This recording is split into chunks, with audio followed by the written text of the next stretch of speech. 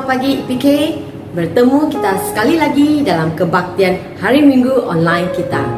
Mari saat kita memuji menyembah Tuhan di mana saja kita berada, saat kita mengikuti kebaktian online ini, mari saya undang kita semua untuk bangkit berdiri sama-sama sebagai satu keluarga di rumah, di mana saja. Mari saya bacakan satu ayat firman untuk kita memulakan kebaktian kita.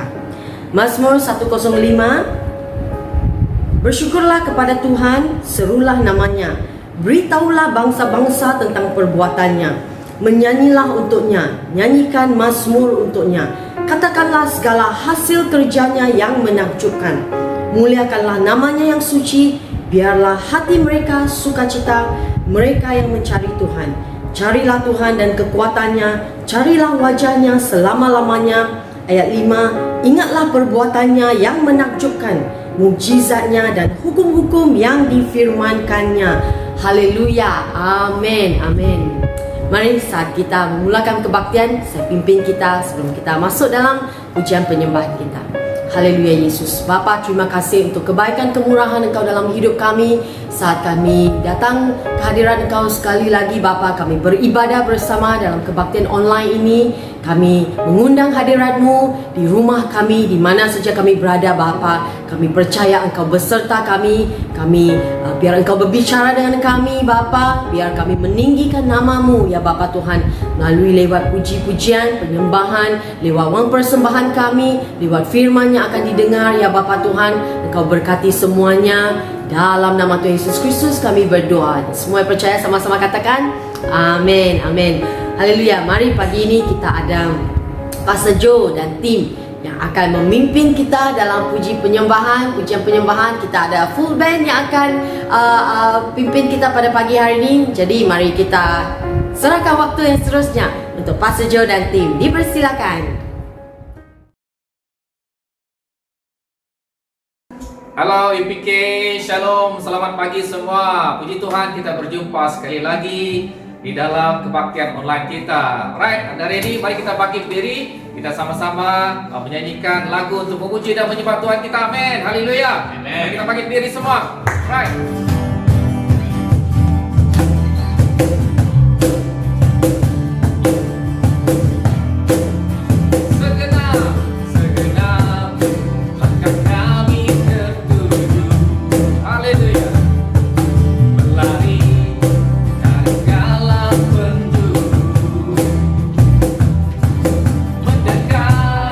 Kepada sang penebus, dapat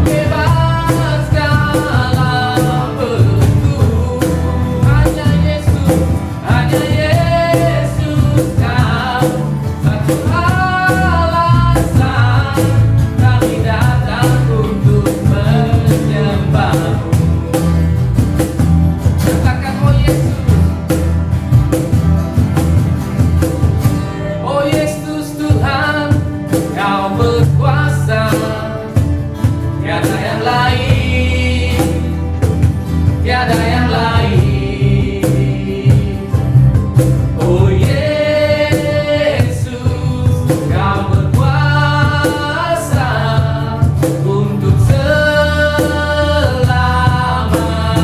Sekali lagi, oh Yesus, oh Yesus, Kau berkuasa untuk selamanya. One more time, oh Yesus, oh Yesus, Kau berkuasa untuk selamanya.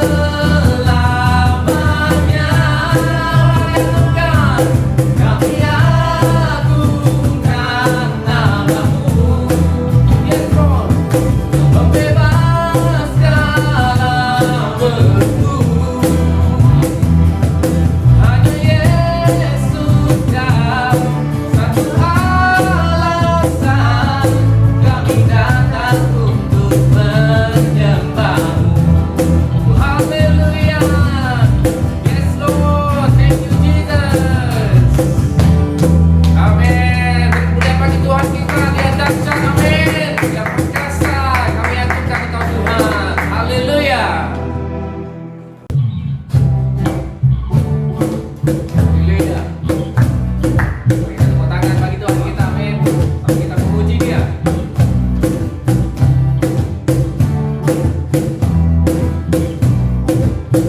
Katakan kasih-Nya.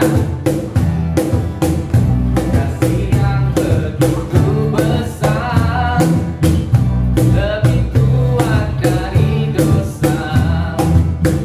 Kasih yang menemukanku, selamatkan dan pulihkanku. Tunaikan syukurku, ku tak akan berhenti memuji, meninggikan nama-Mu selalu, menari, memuliakan-Mu. Dibebaskan, dibangkitkan, hidup yang Kau beri dan kini hanya untuk-Mu. Haleluya. Yes Lord. Kasih, kasih yang begitu besar, lebih kuat dari dosa. Kasih yang menyembuhkanku, selamatkan dan pulihkanku.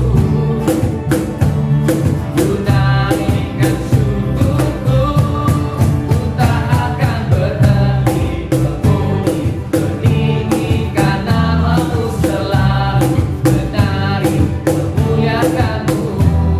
Dibebaskan, dibangkitkan, hidup yang Kau beri dan kini hanya akan berdemi memuji, meninggikan nama-Mu selalu, menari, memuliakan-Mu. Dibebaskan, dibangkitkan, hidup yang Kau beri dan kini sekali lagi akan berdemi memuji, meninggikan nama-Mu selalu, menari, memuliakan-Mu. Dibebaskan, dibangkitkan, hidup yang Kau beri dan kini sekali lagi katakan akan berhenti memuji, meninggikan nama-Mu selalu, menari, memuliakan-Mu. Dibebaskan,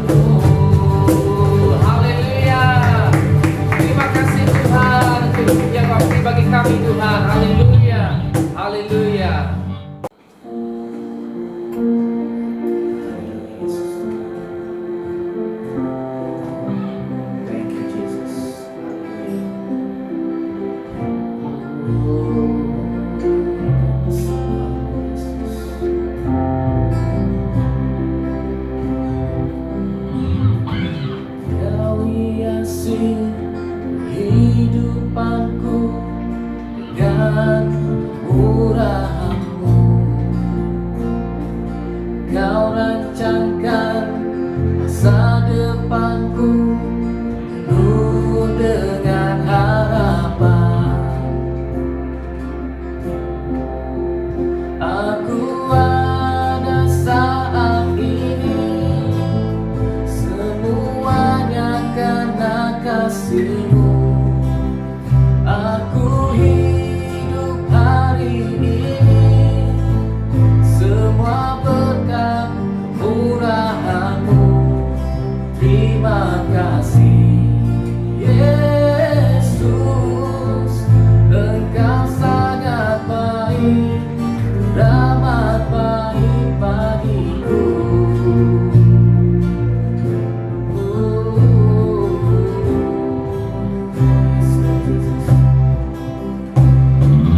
Kau hiasi kehidupanku dengan kemurahan-Mu. Kau rancangkan masa depanku penuh dengan harapan. Aku ada saat ini, semuanya karena kasih-Mu. Aku hidup hari ini, semua berkat murahan-Mu. Terima kasih Yesus, Engkau sangat baik, teramat baik bagiku. Yesus, katakan, aku ada saat ini,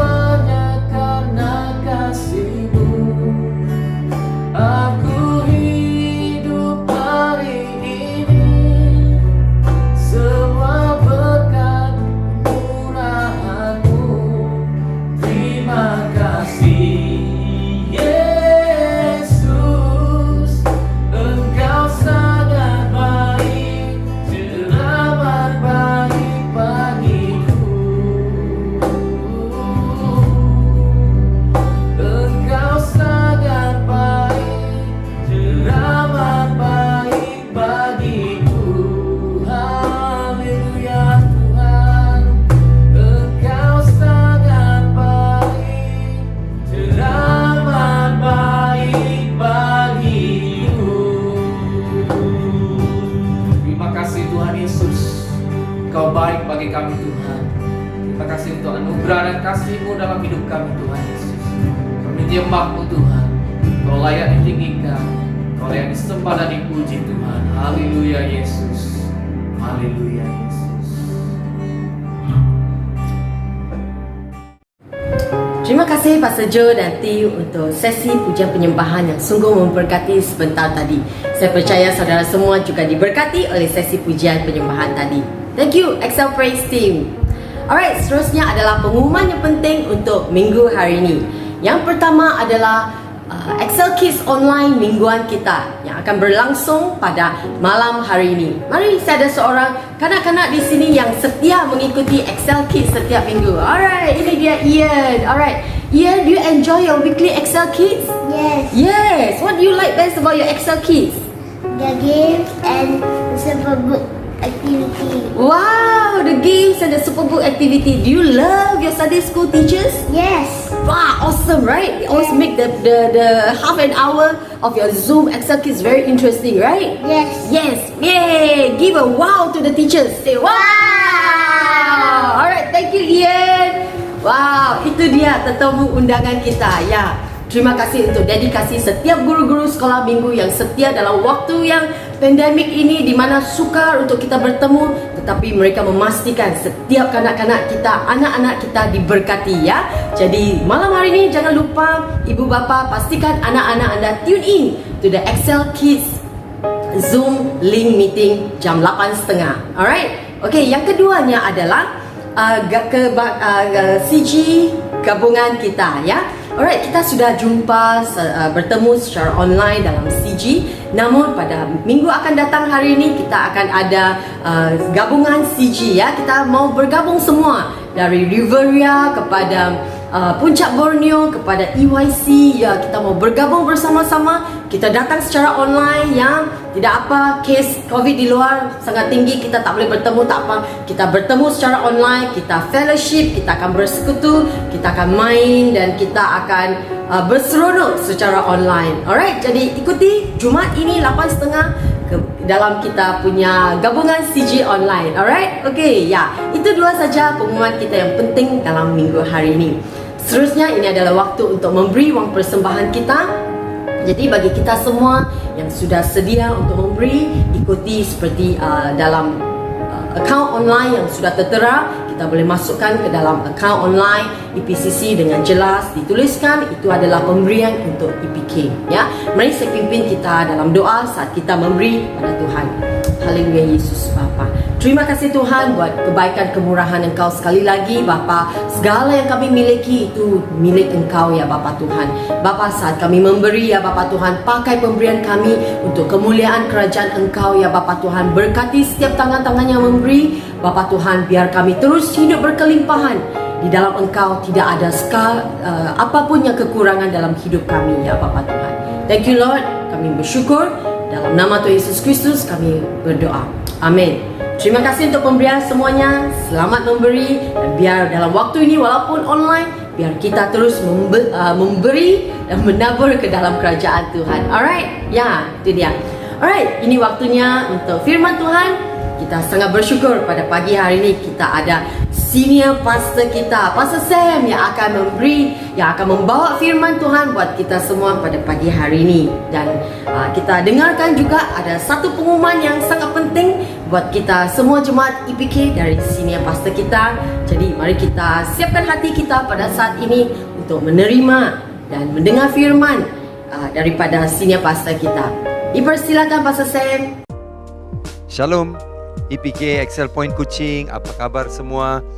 Sudah lama kita tidak jumpa dan saya tahu bahawa keadaan di negeri Sarawak makin mencabar dan juga makin tertekan, tetapi kita tetap dan terus mendoakan supaya kita punya jemaat semua selamat dan juga Tuhan tetap memberkati Sarawak dan Tuhan membawa pemulihan secepat mungkin dengan pengurangan infeksi yang sedang mengganas begitu di negeri Sarawak. Kita akan doakan dan tetap mendoakan untuk negeri Sarawak. Juga saudara, saya mengucapkan terima kasih kepada Pastor Joe yang telah setuju untuk mengambil kepimpinan Excel Point Kuching, dan mulai bulan ini kita telah mendoakan dan memberkati Pastor Joe sebagai pemimpin untuk Excel Point Kuching, dan terima kasih juga saya ucapkan kepada Pastor Hui Ping yang telah memimpin sekian lama dari permulaan Excel Point Kuching, memegang kepimpinan, membantu dan membawa perubahan yang penting untuk Excel Point Kuching. Terima kasih Pastor Hui Ping, Huston dan family atas kepimpinan kalian untuk gereja kita.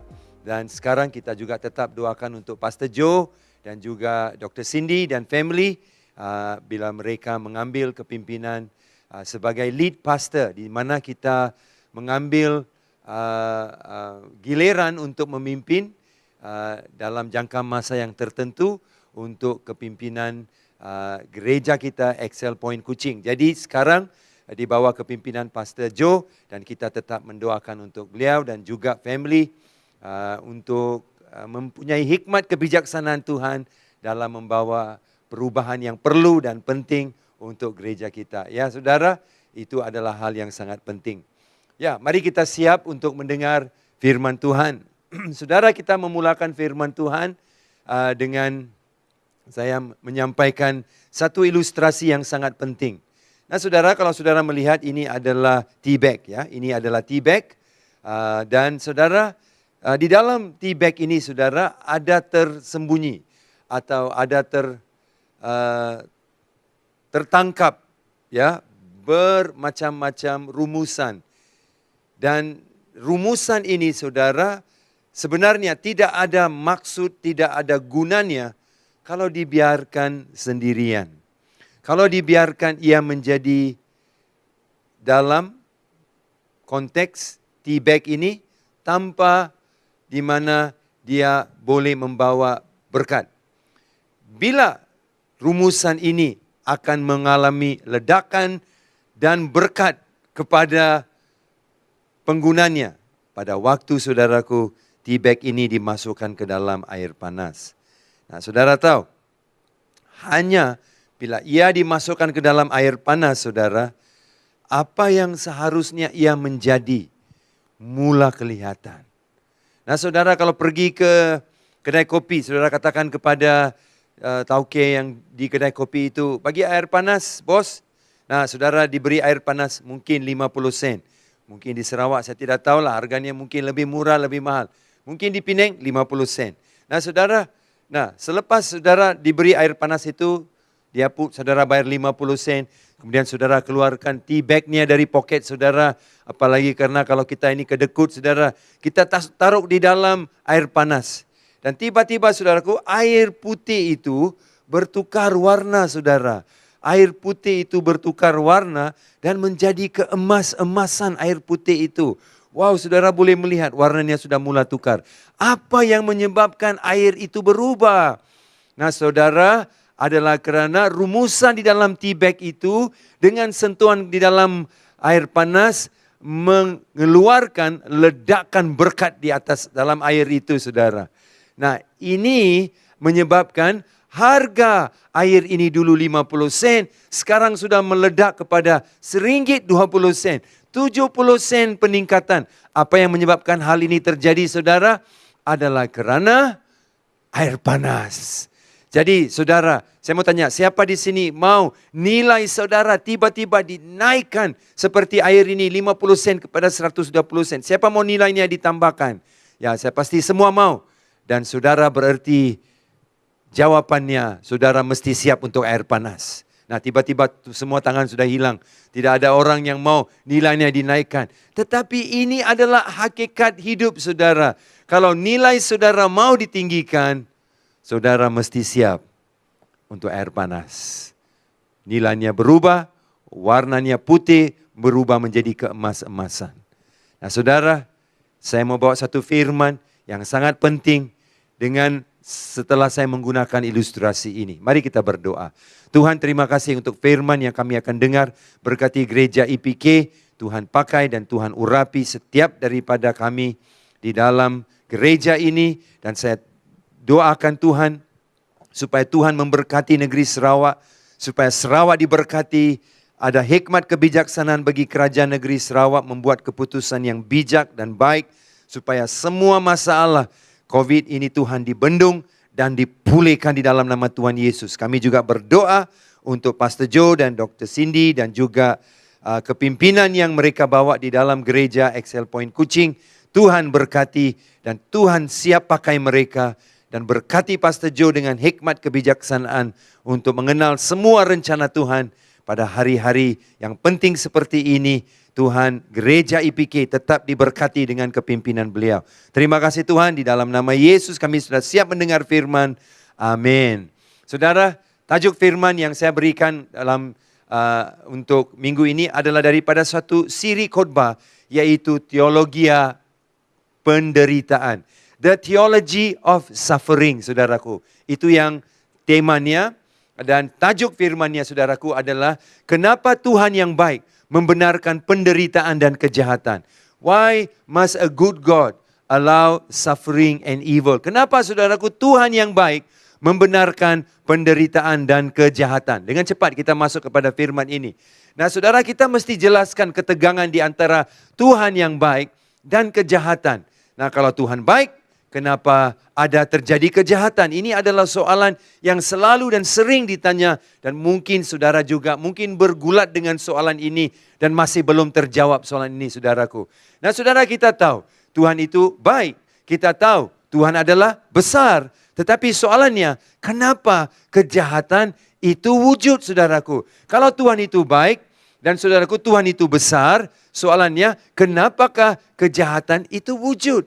Dan saudaraku, ini adalah suatu proses di mana, saudaraku, kebaikan Tuhan dan kehadiran kejahatan itu, bagaimana kita boleh reconcile? Bagaimana kita boleh mendamaikan dua krisis ataupun ketegangan ini, saudara?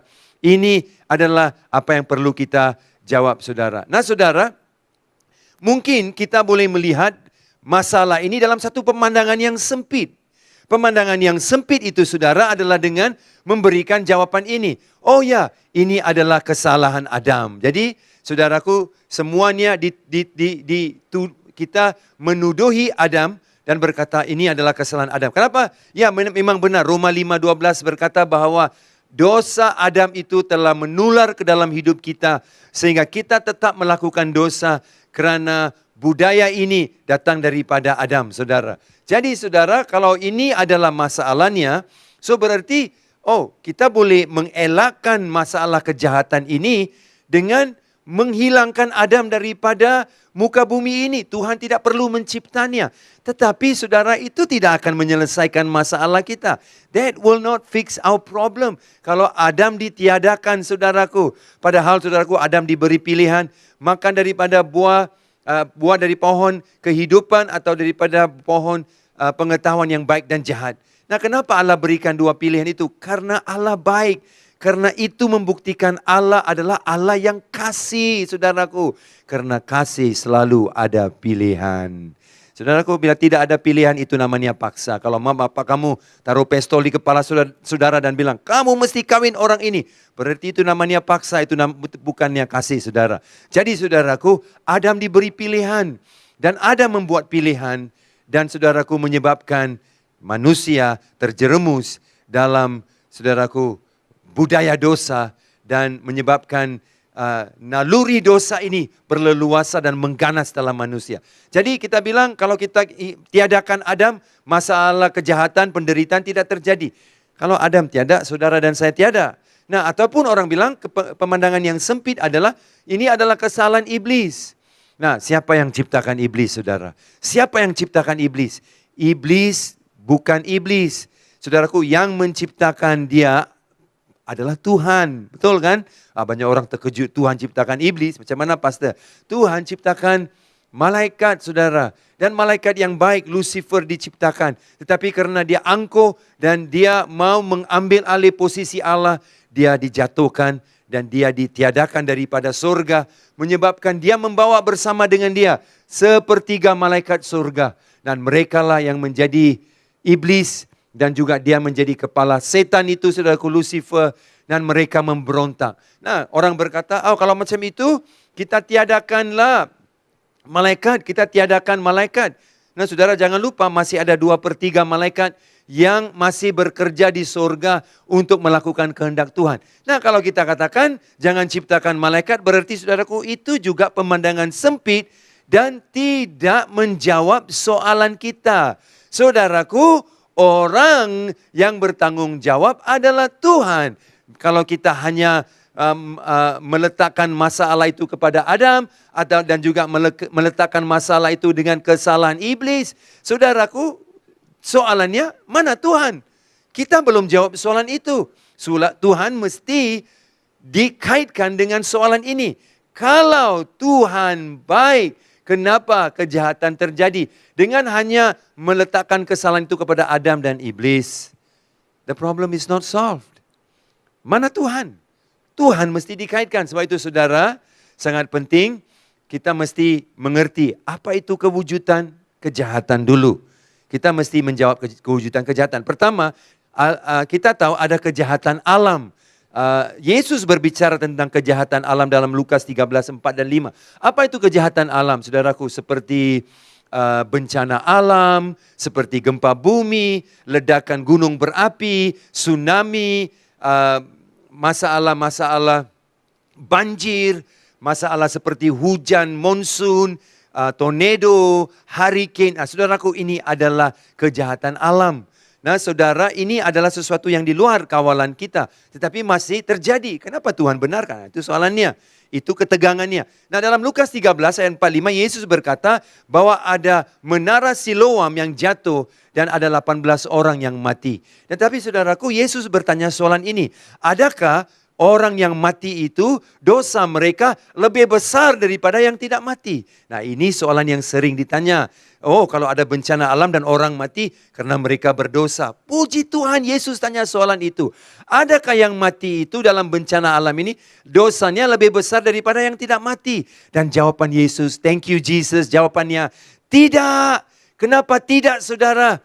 Karena Yesus berkata, kamu juga mesti bertobat. Apa itu bertobat? Berarti saudaraku, kita juga mesti pulih di dalam perhubungan dengan Tuhan. Kita mesti ada relationship dengan Tuhan. Itu yang penting. Karena Yesus bilang kalau tidak kamu juga akan binasa. Nah berarti saudaraku, orang yang ada perhubungan itu, kalaupun kita binasa di sini, tetapi saudaraku, kita akan mendapat kemenangan di sorga. Nah saudara, yang kedua adalah kejahatan moral. Kalau kita melihat kejahatan moral adalah seperti ketamakan manusia sehingga menyebabkan rasuah, kehancuran kerajaan, perang dunia. Nah saudaraku, pencemaran alam karena manusia tamak saudara. Ini semua adalah kejahatan moral saudaraku. Nah kita melihat Yesus juga bercakap tentang itu dalam Lukas 13:1 hingga 3. Yesus bertanya begini kepada orang-orang yang mendengar pengajarannya. Dan berkata tentang satu peristiwa di mana Pilatus membunuh beberapa orang Galilea dan mengambil darah mereka dan mencampurkan darah mereka dengan darah korban bakaran yang mereka bawa ke rumah Tuhan. Ternyata mereka dibunuh di rumah Tuhan saudara. Nah dalam bait Allah pula mereka dibunuh. Orang cakap, oh kalau menara Siloam itu jatuh, itu kejahatan alam, mungkin mereka dosa lah. Tapi ini orang yang berdoa di rumah Tuhan. Korban bakaran yang mereka bawa, saudaraku, dicampur dengan darah mereka oleh Pilatus. Sekali lagi Yesus tanya, apakah dosa orang-orang ini lebih teruk daripada dosa orang yang tidak mati? Dan puji Tuhan, thank you Jesus. Yesus cakap tidak. Dan dia kembali berkata, kamu mesti bertobat dan kamu mesti kembali dalam perhubungan dengan Tuhan.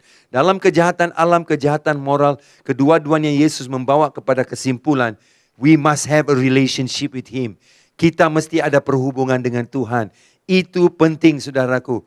Dan ada kalanya kita tidak akan terkecuali daripada dampak kejahatan moral. Kita tidak akan terkecuali daripada kejahatan alam. Alkitab bilang Tuhan mengantar hujan atas orang benar dan orang fasik. Kalau sekarang hujan, kalau saudara keluar, basah enggak saudara? Saudara basah tak basah? Aku bilang aku orang Kristen, pastor, aku tidak basah. Coba saudara, saudara pasti basah. Tapi yang Yesus katakan, ini dua tidak boleh diedakan. Tetapi kalau kita ada perhubungan, itu yang penting. Dan itu yang menyelamatkan kita selama-lamanya. Saudara yang ketiga, kejahatan roh-roh dunia gelap. Saudaraku, Efesus 6:12 ada penghulu angkasa, ada kuasa gelap, ada pemerintah-pemerintah. Saudaraku, ini adalah kuasa-kuasa gelap dan mereka juga membawa kejahatan. Dalam Yohanes 10:10 Yesus berkata bahwa iblis, saudaraku, adalah seteru kita, musuh kita. Dan dia datang untuk menghancur, membunuh, saudaraku, dan membawa, saudaraku, permasalahan. He come to kill, steal, and destroy, saudaraku. Tapi puji Tuhan, Yesus datang, saudaraku, untuk memberikan kehidupan. Nah, saudara boleh memiliki kehidupan itu melalui Yesus Kristus Juru Selamat kita. Saudara yang kekasih, kita sudah jelaskan kewujudan kejahatan. Sekarang saudaraku, kita mesti jelaskan, yaitu apakah kaitan Tuhan, apakah kaitan Allah dengan kejahatan ini, saudara. Nah, karena dia yang ciptakan Adam, dia yang ciptakan malaikat-malaikat, sehingga malaikat menjadi iblis. Jadi saudaraku, itu sudah kita jelaskan, kita sudah tahu kejahatan di dalam dunia. Tetapi kita masih belum jawab soalan ini. Where is God? Kenapa Tuhan dan kejahatan itu, di mana hubungannya? Apa kaitannya? Itu kita mesti jawab. Karena orang tanya, kalau Tuhan itu baik, kenapa kejahatan terjadi? Saudara tidak boleh lari daripada soalan ini. Ini mesti diperjelaskan. Saudara kekasih, first kita mesti jelaskan apa artinya baik. Nah, apa artinya baik itu, saudara? Saya buat satu ilustrasi. Saudara, katakan, ada dua orang saudari dan mereka sudah berumah tangga. Ada seorang saudari itu daripada Korea Utara dan seorang lagi dari Korea Selatan. Nah, katakan pada satu hari, saya harap tidak, Korea Utara dan Korea Selatan berperang, saudaraku. Dan kita punya sister dari Korea Utara, katakan dia juga Kristen, dan dia berdoa, Tuhan selamatkan suamiku yang sedang bertempur dalam medan perang. Dan katakan saudaraku, istri dari Korea Selatan, juga Kristen, dan dia juga berdoa, Tuhan selamatkan suamiku. Nah saudaraku, mereka dua-dua berdoa untuk hal yang sama, tetapi pribadi yang berbeda. Daripada semenanjung yang sama Korea, dan hanya dipisahkan oleh sempadan, tetapi mereka berdoa kepada Tuhan yang sama. Di akhir perang, saudaraku, Korea Selatan, Korea Utara, saudaraku, sangat happy karena Korea Utara menang. Dan suami ibu ini dari Korea Utara kembali dengan selamat ke pangkuan rangkulannya. Jadi saudaraku, istri ini berkata, haleluya, puji Tuhan. Tuhan sangat baik kerana menyelamatkan suami saya. Tetapi saudaraku, Korea Selatan, istri dari Korea Selatan, suaminya saudaraku meninggal kerana tertembak oleh peluru daripada Korea Utara. Dan suaminya tidak kembali tetapi hanya dalam keranda. Wah, sangat sedih. Apakah yang akan dikatakan oleh istri dari Korea Selatan ini? Dia akan cakap apa? Tuhan aku baik, bergantung kepada imannya. Tetapi karena kondisinya tidak baik, dia mungkin berkata, Tuhan tidak baik. Dia tidak dengar doa saya. Dia tidak selamatkan suami saya. Saya mau tanya saudara, dua orang wanita daripada semenanjung yang sama, Korea, saudaraku, dipisahkan oleh sempadan dalam perang. Mereka berdua hal yang sama untuk dua pribadi yang berbeda kepada Tuhan yang sama. Satu cakap Tuhan baik, satu cakap Tuhan tak baik. Nah, saya mau tanya kamu, Tuhan baikkah? Tuhan baik itu mengikut definisi siapa, saudara? Definisi kamu? Definisi saya? Mengikut situasi siapa, saudara? Situasi kamu? Situasi saya? Kau pikir kau siapa, saudara? Aku pikir aku ini siapa? Aku bukan orang besar, oi, saudara. Sehingga kita boleh berkata, Tuhan itu baik atau tidak baik, bergantung kepada situasi kamu. Who in the world you think you are? Who in the world do I think I am? Saudaraku, untuk memberikan saudaraku inti keputusan dan juga kesimpulan, Tuhan itu baik atau tidak, bergantung kepada situasi saya. Bukankah itu tidak adil, saudaraku? Bukankah itu tidak memberikan definisi yang sebenar bahwa Tuhan itu baik ataupun arti baik? Saudaraku, apa itu baik? Saudaraku, Tuhan itu besar, Tuhan itu baik. Bila Tuhan itu besar dan Tuhan itu baik, itu namanya dia kudus. He is holy. Saudaraku, kudus itu saudara, kalau dilihat dalam kamus Yunani, saudara, kudus itu kalau dilihat dalam kamus. Dan saudaraku, Greek lexicon, dan kita akan mendapati pertama, kudus itu berarti dia terpisah daripada semua ciptaan. He's separated, set apart, saudaraku. Nah, saudaraku, maksud keduanya adalah dia adalah suci. Saudaraku, berarti dia terpisah daripada ciptaannya dan dia suci. Berarti saudaraku, apa yang terjadi di dalam bumi ini, perkara baik dan buruk, kejahatan alam atau kejahatan moral, ataupun kejahatan dari roh jahat, saudaraku, itu semua terpisah daripada siapa Tuhan. Dia lebih besar daripada semua itu. Saudara punya masalah, saya punya masalah adalah ini. Kita taruh kejahatan sama taraf dengan Tuhan. Sebab itu kita cakap, kenapa Tuhan tidak baik? Kenapa Tuhan yang baik membenarkan perkara yang jahat? Karena kita taruh Tuhan di atas, saudaraku, platform yang sama. Berikan dia status yang sama. Kejahatan dengan Tuhan ditaruh di atas, saudaraku, satu sama rata kedudukan posisinya. Sebab itu kita tidak boleh menyelesaikan ketegangan ini, saudaraku. Saudaraku, kalau Tuhan adalah kudus dan dia terpisah daripada semua ciptaannya, berarti saudaraku, apa itu artinya baik? Baik berarti saudara, baik berarti tidak boleh bergantung kepada situasi kamu dan saya. Karena ia macam roller coaster loh saudaraku. Satu hari baik, satu hari jahat. Satu hari baik, satu hari jahat. Seperti bursa saham Kuala Lumpur. Satu hari naik, satu hari turun, satu hari naik, satu hari turun. Mana boleh Tuhan baik buruk kalau bergantung kepada situasi saudara dan saya. Itu tidak adil dan itu tidak memberikan arti sebenar apa itu baik. It does not explain what is good. Baik itu saudara, bergantung kepada karakternya Tuhan. Saudara, baik hanya boleh didefinisikan bergantung kepada karakternya Tuhan, saudara. Dan karakter Tuhan adalah, saudara, dia kudus, dia suci, dia terpisah daripada semua ciptaan. Saudaraku, berarti saudaraku, dia tidak terpisah berarti dia lupa kamu dan saya. Tetapi saudaraku, itu artinya dia kudus. He's holy. Saudaraku, itu artinya karakter Tuhan yang menentukan sama ada dia baik atau tidak. Dan kita tahu Tuhan selalu baik, saudara. Karakternya, saudaraku, tidak dinodai oleh situasi saudara. Karakternya tidak boleh dipengaruhi dan dikompromi oleh emosi saudara atau emosi saya atau kondisi negara kita atau COVID di negara kita. Tidak, saudaraku. Sebab itu, baik itu hanya boleh didefinisikan pada waktu kita melihat karakternya Tuhan. Itu artinya baik, saudara. Nah, saudara, seterusnya kita lihat. Kita mesti mendapat persepsi yang benar tentang Tuhan. Yang pertama, kalau Tuhan berkuasa, dia ada power, tetapi masih ada penderitaan dan kejahatan dalam dunia kita. Berarti Tuhan tak baiklah. Dia ada power seperti bapa yang baik. Ada uang tapi tidak mau tolong anaknya untuk beli makan. Memanglah dia bapa yang tidak baik. Jadi kita pun membuat persepsi ataupun kesimpulan dia ada power tapi tidak buat apa-apa pun dengan kuasa, dengan kejahatan. Berarti dia tak baiklah. You see macam mana kita buat terjemahan, saudaraku? Kita buat terjemahan mengikut apa yang penting untuk kita dan situasi kita. Yang kedua, ini saudaraku, kita mesti dapat persepsi yang benar tentang Tuhan. Tetapi kalau Tuhan itu baik, tetapi masih ada kejahatan dan penderitaan dalam dunia kita, berarti Tuhan itu lemah. Oh, dia baik, dia tolong orang, dia sembuhkan orang, dia selamatkan orang. Tapi pada waktu dia lihat kejahatan, tangan dia terikat, dia tidak boleh buat apa-apa. Berarti dia mesti lemah lah, saudara. Satu, dia ada kuasa tapi tidak buat apa-apa. Berarti dia jahat. Satu lagi, dia baik tapi dia tidak boleh buat apa-apa untuk berhentikan kejahatan. Berarti dia mesti lemah lah, saudara. Orang bilang, Tuhan mesti berhentikan semua kejahatan. So, saya mau tanya saudara, berhentikan kejahatan? Kejahatan apa, saudara? Kau bilang, Tuhan mesti berhentikan semua kejahatan yang dalam dunia ini. Oke, saya tanya saudara. Oh, Tuhan mesti berhentikan teroris yang bom sana, bom sini? Oh, perlu.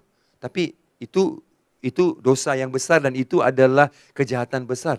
Jangan kita hanya minta Tuhan keluarkan dosa yang besar, berhentikan dosa yang besar, kejahatan besar.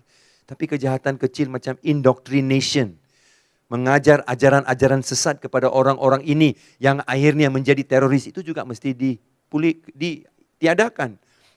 Oh, Tuhan mesti hilangkan semua, saudaraku, berarti hilangkan semua masalah zina, masalah pelacuran, Tuhan mesti hilangkan. Oh, itu karena itu kejahatan besar. Oke.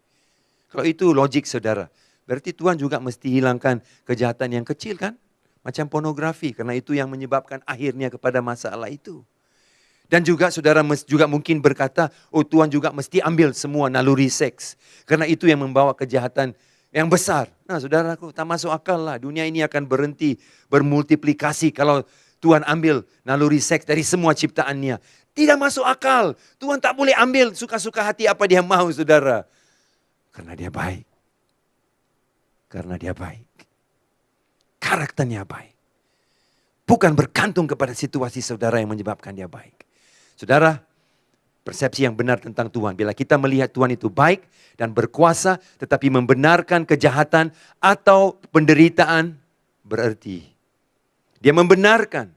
Dia boleh pakai kejahatan itu. Karena kejahatan tidak sama taraf, sama status, sama posisi dengan dia. Dia terpisah jauh daripada semua yang berlaku di sini. Berarti saudaraku, dia adalah berdaulat. He is sovereign, saudara. Tuhan berdaulat. Ada satu lagu yang kita nyanyikan. Berdaulat atas hidupku, ku berserah penuh. Engkaulah Tuhan, Engkaulah Raja, berdaulat atas hidupku,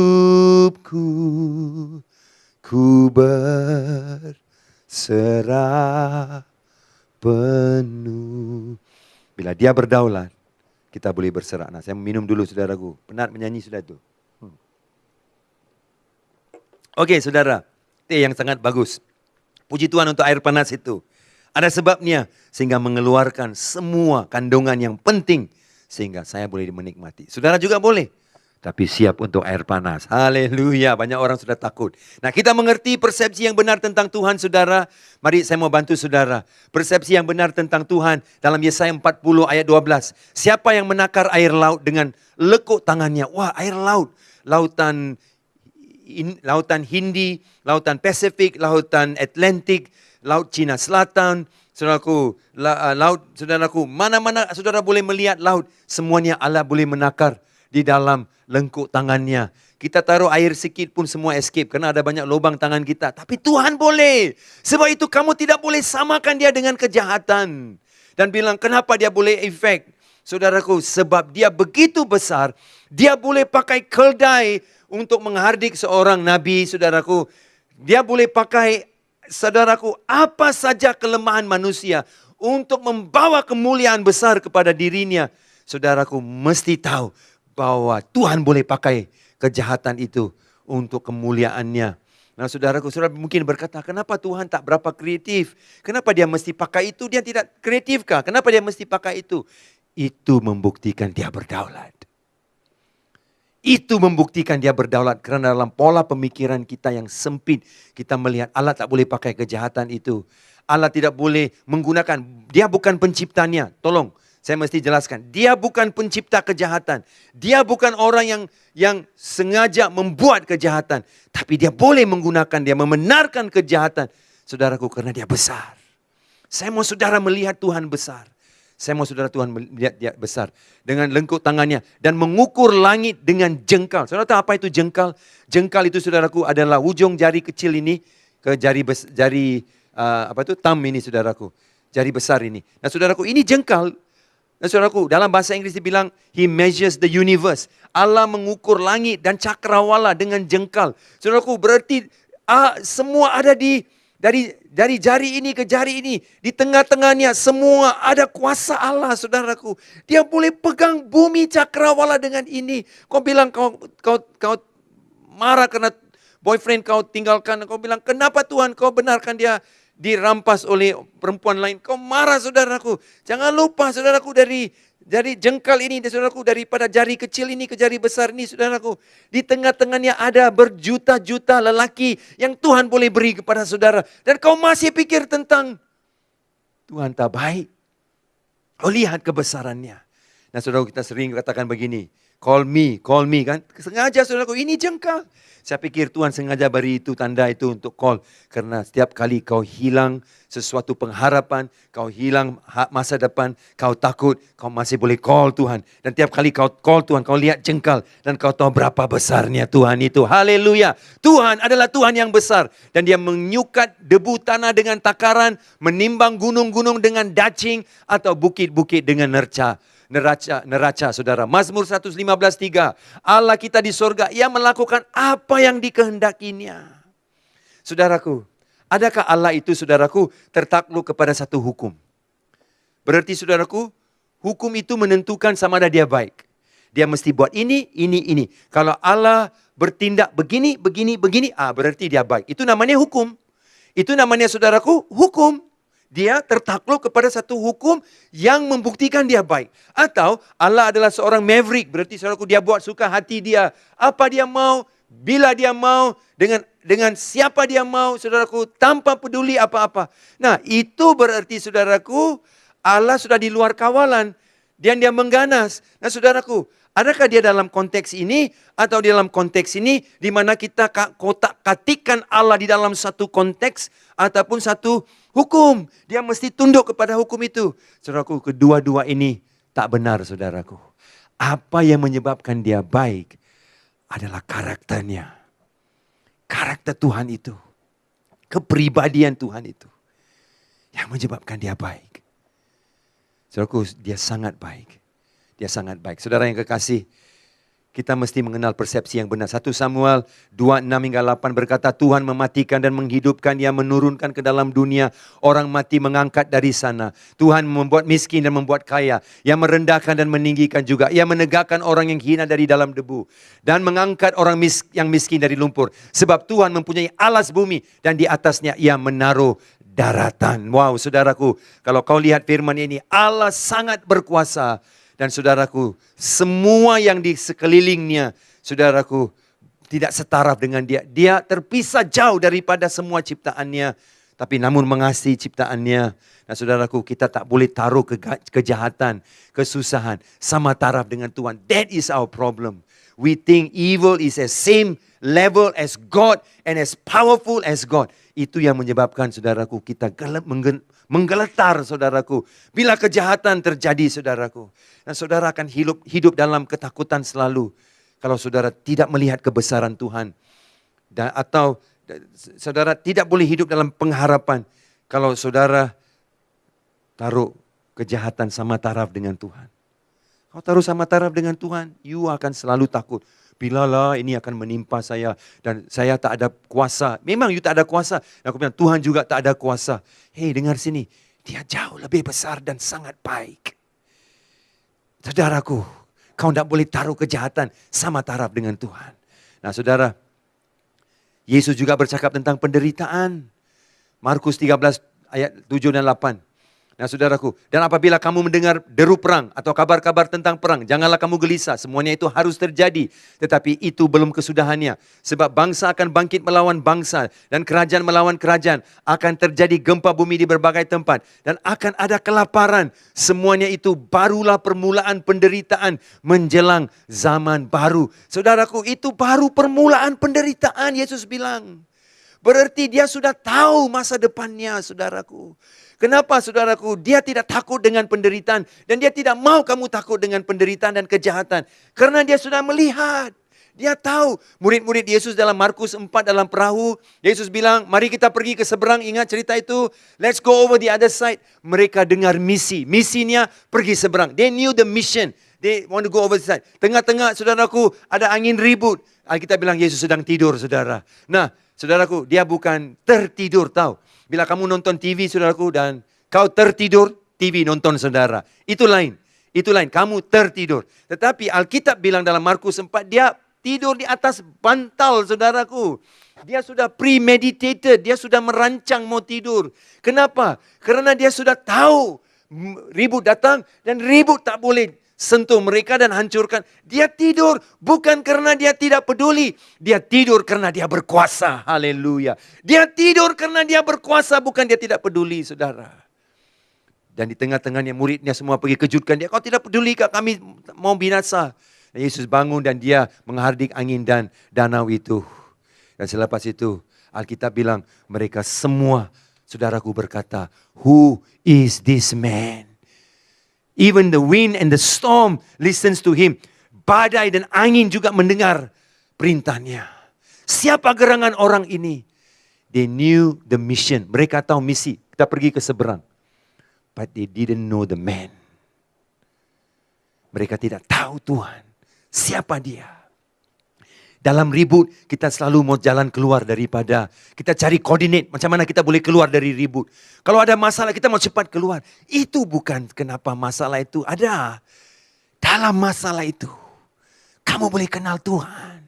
Dalam masalah itu, kau ngerti siapa Tuhan, saudaraku. Itu yang terjadi sebenarnya. Itu maksudnya ribut itu. Saya pernah bawa 7-8 orang pergi ke Thailand untuk trip misi. Saya tidak tahu Pastor Whipping ada ikut ke dalam trip ini. Dan selepas itu kami pergi ke pulau perhentian. Dalam perjalanan pulang, saudaraku, kami punya boat ada 20 orang. Modern juga boat itu. Sangat teruk dipukul oleh ombak dengan ombak yang besar, saudaraku. Dan hujan lebat, orang yang bawa bot sudah sesat. Dia tidak tahu mana mau pergi. Dia buka tingkap di atas, dia cari mana besut, mana jeti. Kami semua sudah mula takut karena orang yang bawa bot tidak tahu halat tuju, saudaraku. Cari koordinat. Seperti itu banyak orang. Bila ribut saja, memang kita perlu cari koordinat lah. Tapi kita mau keluar tanpa mengerti tujuan akhirnya. The end result. Di akhirnya mereka kata, siapa orang ini?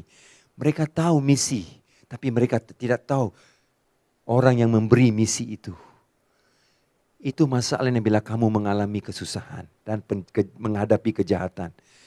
Kamu mau keluar cepat-cepat, tapi Tuhan ada rencana lebih hebat. Dia dimuliakan. Oh, dia selalu dimuliakan. Dan dia selalu baik. That one thing you can rest on. Kamu boleh bersandar dalam kebenaran ini. Bahwa dia lebih besar daripada kejahatan. Dan dia boleh pakai itu. Macam ribut itu. Yang mereka kenal adalah dia. Yang kamu akan kenal adalah Tuhan. Yesus sendiri cakap pasal perang dan gempa bumi. Nah, saudaraku, dia satu lagi, Yohanes 16:33. Semuanya itu kukatakan kepadamu supaya kamu beroleh damai sejahtera dalam aku. Dalam dunia kamu menderita penganiayaan. Tetapi kuatkanlah hatimu. Aku telah mengalahkan dunia. Hei saudaraku, dia tahu tentang penderitaan dan penganiayaan. Dia bilang dunia ini penuh dengan itu. Tapi dia sudah mengalahkan dunia. Berarti kalau dia menang, kamu menang. Sebab itu saudaraku, kalaupun hujan, kita tetap basah. Kalaupun ada masalah ekonomi, kita mungkin juga mengalaminya. Kalaupun ada banjir, kita mengalaminya. Ada COVID, kita juga mengalaminya. Tetapi saudaraku ingat, kamu ada perhubungan dengan Tuhan. Dan kamu ada seorang yang baik, yang perhatikan kamu. Dan dia boleh pakai semua ribut ini untuk menolong kamu melihat siapa gerangan orang ini. Wow. Ribut dan badai mendengarnya. Tiba-tiba ribut dan badai tak menjadi penting. Yang penting dia yang menjadi penting. Tapi sebelum itu dia cakap apa? Kau tak peduli, kami mau mati sudah. Tapi sekarang dia bilang, who is this man? The man. It's not just the mission, but it's the man, saudara. Amin. Nah saudara, bagaimana kita menyelesaikan ketegangan ini saudaraku? Saya mau kamu lihat gambar ini. Ada padang gurun kan? Padang gurun saudara. Wah, dan ada satu pintu. Bila pintu itu buka, wow, kita boleh masuk. Wow, apa yang kita dapat di sana? Bora Bora Island, saudara. Wah, saya tidak boleh tahan lah. Ini pandemik mesti cepat-cepat selesai. Saya mau pergi cuti sudah ini, saudara. Tidak boleh tahan sudah. Kan, pergi tepi laut, enjoy. Nah, tetapi saudaraku, itu pintu akan datang. Tetapi sekarang yang mengelilingi kita adalah padang gurun. Kan? Inilah lumrah hidup orang Kristen. Ayo, saya tanya satu soalan kepada saudara. Kalau hari ini Yesus masuk ke rumah kamu, dan Yesus berkata kepada kamu, John, Harry, Gideon, Huston, siapa sajalah, bilang, Joe, mulai hari ini, tidak akan ada sebarang perkara buruk terjadi di dalam hidupmu. Sukakah saudara? Kalau Yesus datang ke rumah kamu dan cakap, hari ini, mulai hari ini, tidak ada satu perkara buruk pun akan terjadi di dalam hidupmu. Saudara sukakah? Saya pasti suka. Jangan pikir ini trick question tahu. Saudara suka? Saya suka. Saya mau kasih tahu saudara. Tolong jangan berhayal lagi saudara. Jangan berhayal. You tahu kenapa? Sebab memang Yesus sudah cakap macam itu. Memang Yesus sudah bagi tahu itu saudara. Bilang, pastor, dalam firman mana tidak masuk akal nih. Sekolah Alkitab mana pastor ini? Tunggu dulu kawan. Saya jelaskan, memang Yesus sudah cakap. Tidak akan ada perkara buruk terjadi dalam hidupmu. Kenapa? Dalam konteks ini, lihat balik gambar ini saudara dalam slide-nya. Yang pertama, padang gurun itu dan kesusahan itu adalah perkara yang terjadi sekarang. Dan kita bilang Tuhan jahat, kita bilang tak baik, kita bilang susah. Karena kita hanya lihat sekarang. Kalau you pergi nonton movie ya di panggung wayang kan saudara. Bila dalam 20 menit tiba-tiba dua orang kekasih itu, girlfriendnya saudaraku, diambil orang lain dan sebagainya lah. Kau bilang, habislah cerita cinta ini. 20 menit saja, ada lagi 1 jam 20 menit. Kau bilang, aku keluarlah, tak maulah nonton lagi. Dalam 20 menit saja, hero kena tembak sudah saudaraku. Lemah sudah hero. Kau bilang, apa punya cerita ini? Balik-balik, jom. Janganlah saudara.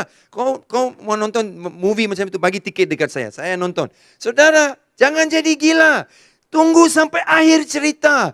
Dalam 1 menit, 1 jam 20 menit. Kau tengok dalam kelemahan itu. Hero boleh tembak, boleh pancung, boleh tendang. Wah, kau bilang, wow. Nasib baik aku tidak keluar dari movie ini. Macam itulah Tuhan pun dengan kamu. Sekarang adalah mungkin sesuatu yang mencabar. Tetapi saudaraku, jangan stop sekarang. Kita mesti melihat apa yang akan datang. Cuma lihat slide-nya. Sekarang susah, mungkin mencabar. Tetapi akan datang selalunya yang the best. Tuhan punya cerita belum habis lagi. He is still writing a story for you. Dia masih menulis cerita saudara. Tapi sekarang mungkin dalam seperti cerita itu ada cabaran, ada tantangan. Tetapi jangan hanya lihat sekarang, lihat apa yang akan datang. Sebab itu firman Tuhan berkata saudaraku, untuk membuktikannya firman Tuhan berkata dalam 26, ayat 26 Roma 8. Sebab kita tidak tahu, memang kita tidak tahu macam mana berdoa. Macam mana menghadapi kesusahan, kita tidak tahu. Tapi ayat 27 bilang, dan Allah tahu, haleluya. Dan karena kita tidak tahu, sekarang Allah tahu, puji Tuhan. Ayat 28 berkata, kita tahu. Dulu 26 tak tahu, 27 Allah tahu. Karena Allah tahu, sekarang kita tahu bahwa Allah turut bekerja dalam segala sesuatu untuk mendatangkan kebaikan bagi mereka yang mengasihi Dia, yaitu bagi mereka yang terpanggil sesuai dengan rencana Allah. Dan ini banyak orang miss, ayat 29 saudaraku. Sebab semua orang yang dipilihnya dari semula, mereka juga ditentukannya dari semula untuk menjadi serupa dengan gambaran anaknya, supaya ia anaknya itu menjadi yang sulung di antara banyak saudara. Saudara kekasih, kita hanya melihat sekarang, kita tidak melihat apa yang akan datang. Padahal Tuhan turut bekerja. Kita bilang dia turut bekerja dalam segala sesuatu. Maksud akhirnya supaya kita menjadi serupa dengan dia.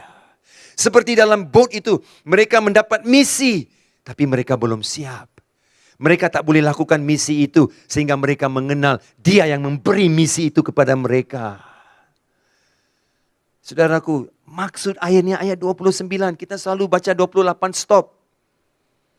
29 mesti bacalah saudara. Seperti Yohanes 3:16, semua tahu ya Yohanes 3:16. Tidak ada orang banyak yang tahu Yohanes 3:17. Nah, karena kita suka baca apa yang kita syok sendiri saja. Mari saudara, 28 mempersiapkan kita kepada apa yang 29 menjadi serupa dengan gambaran anak Allah. Saudara, kita tahu sekarang. Sungguh pun sekarang susah, tapi kita tahu sekarang. Apa yang kita tahu sekarang? Bahwa Allah turut bekerja dalam segala sesuatu. Segala, semua sebut segala. Segala saudaraku. Yang buruk, yang baik, yang jahat, yang meremehkan, yang menyusahkan. Semua turut bekerja semuanya. Contohnya, kau suka makan kek? Saudara suka makan kek? Ini ilustrasi terakhir. Suka makan kek? Saudara, dalam kek itu ada tepung, ada vanilla essence, ada baking soda. Saudaraku, ada mentega, keju, gula, garam, semuanya saudara. Tapi katakan kau laparlah mau makan kek. Kau pergi ke dapur, kau ambil vanilla essence. Dan kau minum. Aduh saudara, kau beret-lah kau. Kau pergi ambil saudaraku baking soda. Dan kau tuang dalam mulut kau itu saudara. Aduh kau bilang karena ini adalah rumusan kek. Ini adalah sebahagian daripada apa yang membentuk kek. Mana boleh saudara. Sendiriannya saja itu baking soda kau sakit. Tapi yang baking soda itu dengan tepung, dengan keju, dengan mentega, dengan telur, dengan gula, dengan garam, dengan vanila. Semua dicampur, dimasukkan dalam ketuhar. Saudara dapat kek. Seperti itu. Kejahatan dan kesusahan sendiri memang tidak baik untuk. Tapi Allah boleh ambil semuanya. Memberi yang terbaik buat saudara. Sehingga kamu menjadi serupa dengan gambaran Allah. Sekarang kau tahu kenapa? Orang tanya kenapa Allah yang baik membenarkan kejahatan. Karena dia baik. Dan dia ada rancangan hebat buat saudara dan saya. Karena dia Allah luar biasa. Jangan hanya tengok sekarang. Lihat apa yang akan datang. Berarti apa yang akan datang adalah semuanya mesti baik. Karena Allah kerjakan semuanya baik. Sekarang dia kerja. Dan saya tahu sekarang dia kerja yang baik. Haleluya. Tuhan memberkati saudara. Dalam pandemik ini, dalam masalah ekonomi, dalam keuangan yang tidak menentu, dalam penyakit, kesusahan. Baik itu artinya bukan mengikut situasi kamu dan saya lah. Orang Sarawak akan cakap, oh tak baiklah. Kami semua dilanda COVID yang mengganas. Orang Perlis akan cakap, oh Tuhan baik. Betul kan? Mana boleh. Satu negara. Sama rakyat yang sama. Tetapi negeri yang berbeda. Satu bilang Tuhan baik, satu bilang Tuhan tak baik. Kebaikan itu, baik itu tidak ditentukan oleh persepsi saudara atau saya. Ataupun kondisi saudara dan saya. Tapi karena karakternya baik. Selalu memikirkan yang terbaik untuk saudara. Adik-adik, saudara Lazarus berkata dengan Yesus dalam pasal 11 Yohanes, orang yang kau kasihi sakit. Hah? Apa? Orang yang kau kasihi itu sakit. Orang pikir, kalau Tuhan mengasihi saya, pasti tak sakit. Betul kan? Betul kan? Saya tak pernah sakit, tapi Tuhan mengasihimu. Mereka cakap dengan Yesus, Tuhan, orang yang kau kasih, macam bagi Yesus rasa bad, rub salt in the wound. Kau kasih sakit. Yesus bilang, kesakitan ini tidak berakhir dengan apa yang buruk, malah membawa kemuliaan kepada Tuhan. Tuhan boleh ambil itu dan dia boleh muliakan dirinya dan menjadikan kamu diberkati di dalam sama-sama. Itu kekuatan Tuhan. Percayalah, the best is always for you. Tuhan selalu baik. Mari kita berdoa. Bapa, terima kasih untuk IPK. Berkati gereja ini dan berkati kepimpinan gereja ini. Tuhan, kami doakan campur tangan Allah yang dahsyat dan luar biasa, yang tetap bekerja. Saya doakan terus untuk negeri Sarawak diberkati. Dan dalam kesusahan ini, dalam cabaran ini, semua akan tahu Tuhan tidak pernah jadi jahat. Tuhan tidak pernah jadi lemah. Tuhan tetap baik karena dia berdaulat. Dia berdaulat di atas seluruh hidup kami. Terima kasih Tuhan. Kami bersyukur Dan kami pulang dengan pengharapan. Kami pulang dengan keyakinan bahwa sungguh pun kejahatan itu tidak sama taraf dengan Tuhan. Malah Tuhan dahsyat. Sebab itu kami tetap yakin bahwa kami berada di dalam Tuhan yang baik. Berkati gereja ini dan jemaatnya. Dalam nama Tuhan Yesus, saya berdoa Tuhan. Haleluya. Amin. Amin. Tuhan berkati saudara. Tetap teguh, tetap kuat. Dan kita mengalami yang terbaik dari Tuhan. God bless you everybody. Thank you. Shalom. Wow, terima kasih Pastor Sam untuk firman yang sangat membina dan sangat menguatkan kami. Ya jemaat IPK, ingat waktu kita menghadapi kesukaran, waktu kita menghadapi penderitaan, ingat Tuhan itu tetap baik. Dan bahawa melalui kesukaran kita, melalui penderitaan kita, nama Tuhan tetap akan dimuliakan. Amin. Jadi biar kita tetap teguh, tetap kuat dalam waktu yang sukar ini. Kita terus melihat kepada Yesus, kita lihat kepada salibnya. Ya, jadi kita berakhir di sini kebaktian kita. Dan saat kita mengakhiri kebaktian kita, kita akan saksikan slide kesaksian daripada Azrin. Terima kasih Azrin kerana telah menyiapkan satu kesaksian dalam bentuk slide buat semua jemaat IPK. Terima kasih, sampai kita jumpa lagi di minggu hadapan. Tuhan Yesus memberkati. Have a blessed week everyone.